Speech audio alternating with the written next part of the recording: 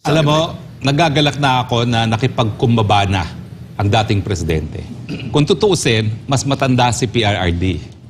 Dapat yung mas bata ang nagkakaroon ng initiative.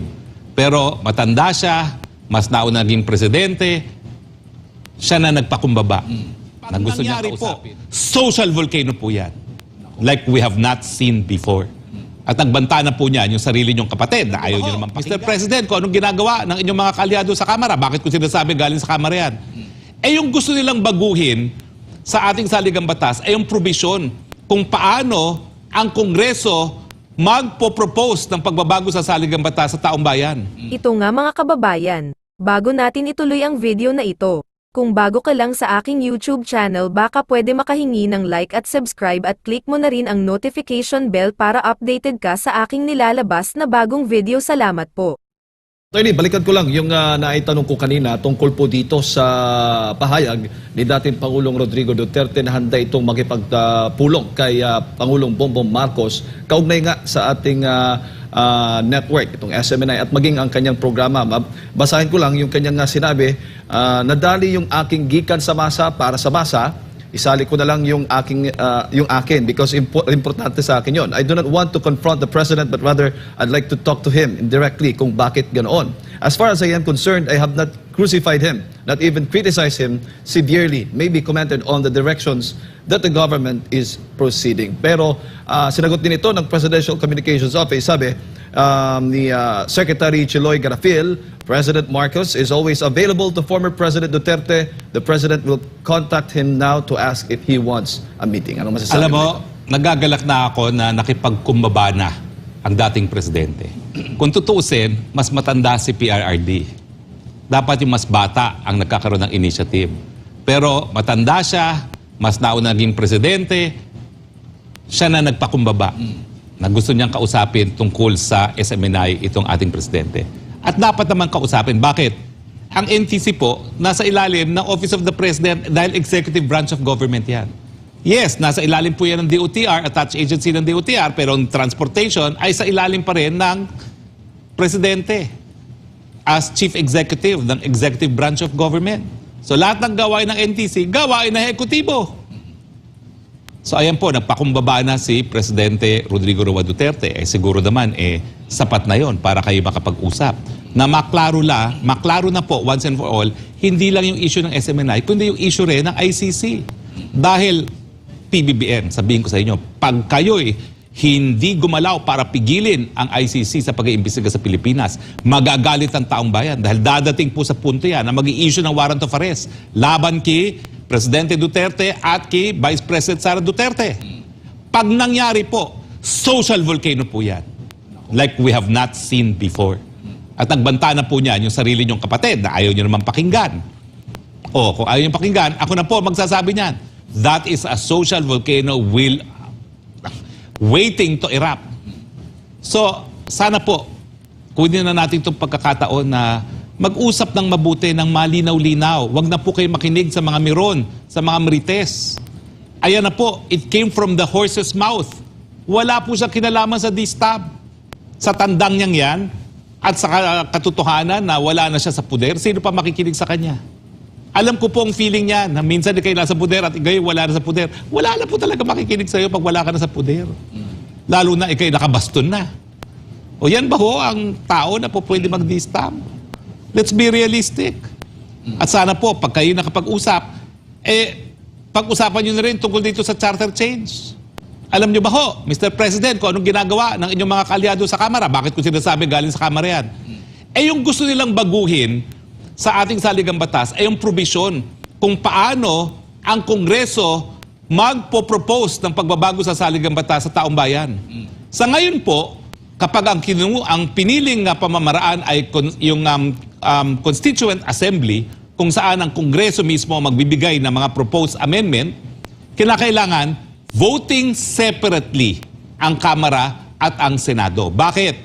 Siyempre, kung voting jointly yan, talo ang Senado. 24 lang ang Senado, 318 ang Kamara de Representante. So, aminin man o hindi, bagamat ang nakikita natin mga larawan na kumakalat sa social media, ay itong si dating Congressman Garbin na kabahagi ng Ako Bicol na pinamumunuan ni, ay nako, Zaldico, na chairman ng Committee on Appropriation, napakalapit kay Speaker Romualdez. Hindi ka naman po pwede maging committee chairman ng appropriation na pinakamalaking pondo ang hawak kung hindi ka malapit sa speaker.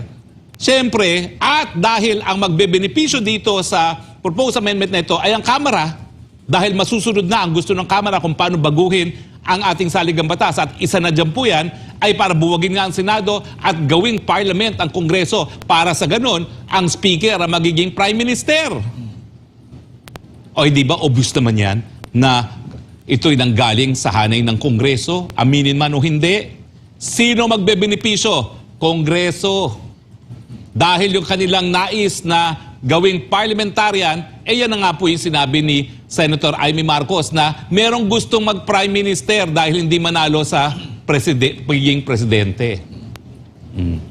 Alam mo, binababoy nila yung konsepto ng People's Initiative. Alam mo, yung provision na yan ng People's Initiative, kung saan ang taong bayan mismo ay pwede mag-propose ng pagbabago sa saligang batas at ang batas sa pamamagitan ng 12% per district na pirma ng taong bayan, yan po ay dahil gusto nating i-institutionalize ang people power. Yung kapangyarihan ng taong bayan na magdesisyon sa kanilang tadhana. Yan po yung kinopya naman natin. Lalong-lalo na doon sa Switzerland. Na talaga ang Switzerland, kapag sinabi ng tao, pati proyekto ng gobyerno, may isang tulay doon na nakabinbin, hindi natapos, dahil sabi ng taong bayan, ayaw naman ituloy. Sinusunod ng gobyerno. Dapat ganyan naman talaga sa demokrasya. Abay, binababoy pati yung konsepto ng People's Initiative. Hoy! Kaya nga ang tawag dyan, People's Initiative. Dapat magaling sa taong bayan. Hindi dapat nanggagaling sa mga politiko na nais makinabang sa pagbabago ng saligang batas. Kung gusto mo maging presidente, gawin mo ang tama na maging popular ka, na manalo ka sa eleksyon bilang presidente. Hindi sa pamamagitan ng pagbabago ng saligang batas dahil alam mong kaya mong maging prime minister. Di ba? Bakit? I-deny nyo pa ba yan? Ayun. Kaya ngayon, ang tanong, hindi po yung People's Initiative. That's a congressional, a speaker's initiative. Pangalawa, saan galing ang pondo dyan? Napakamahal niyan. Kukuha ka ng 12% na boto kada distrito. There's 65 million voters. 6.5 plus kalahati ng 6.5. Ayan na naman tayo. 3.25. 3.25. So magkano yun? Magkano yun? 6.5 at saka 3.5, more or less, 10 million pirma ang kinakailangan. Saan mo kukunin ang pondo para lang mag-organize, kumuha ng pirma dyan? O ano ngayon ang nasa social media? Una-una, nagbabayad daw 100 pesos. 100 pesos times 10 million. Magkano gagastusin nyo yan? Idagdagan mo lang ng 2 zero yung 10 million. Magkano na yun?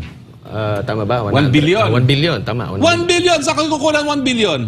Busisiin natin ngayon ang budget ng Kamara. Tignan natin yung kanilang extraordinary expenses. Di ba? Yan yung mga kahit anong kadahilanan pwede nilang paggastusan. Di ba? Sabi nila wala silang confidential and extraordinary expenses na meron naman. Dyan ba i-charge yung gastos dyan? 1 billion? Pero ang punto doon, ba't nyo bababuyin? Hindi naman nanggagaling sa hanay ng mga mamamayan yan. Number 2, bakit kayo bumibili para sa pirma?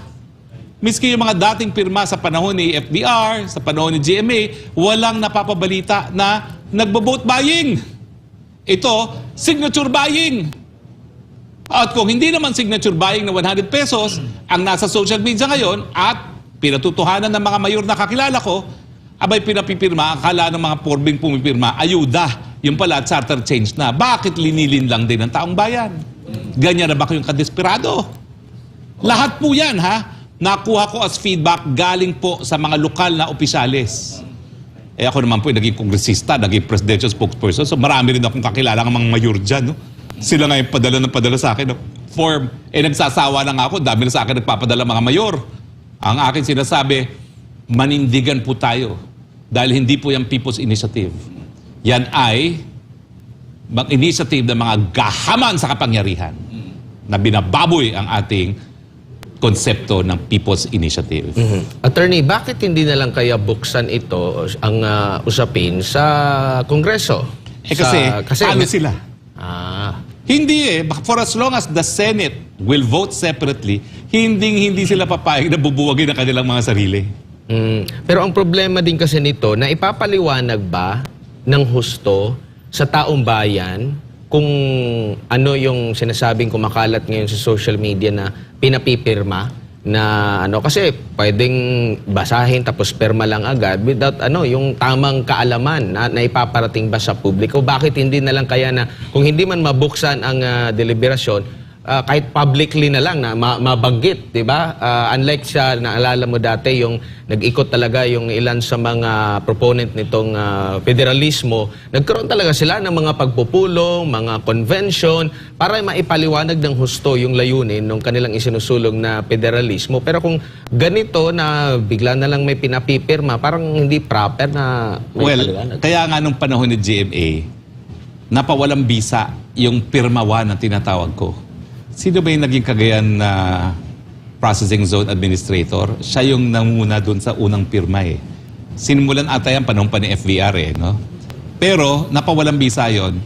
Bagamat merong batas na ipinasa si Senator Rocco, no, na di umano ay implementing rules para dito sa People's Initiative. Ang sabi ng ating Korte Suprema, hindi sapat yung batas na yan para maging implementing rule kung ang People's Initiative ay gagamitin para amendahan ang ating saligang batas. Yan po ay sang-ayon sa desisyon ng Korte Suprema sa isang kaso na si mismong Miriam Defensor Santiago naghain. O yan ang desisyon. Yung batas ni Raul Rocco hindi sapat na implementing rule kung ang pirma ay gagamitin sa pagbago ng saligang batas. Yan sinasabi mo na hindi in-explain sa taong bayan. Yun ang problema. Paano unang-una ma-verify ng COMELEC yung mga pumirma na galing sa 12% kada distrito, alam nila kung anong pinipirmahan nila. Lalong-lalo na sa nangyayari ngayon na ang sinasabi, ayuda. Hindi naman pala ayuda, charter change pala yung pinipirmahan nila. Kung nagustuhan mo ang ganitong video, huwag kalimutan ang magkomento kung ano ang saloobin mo. Salamat po.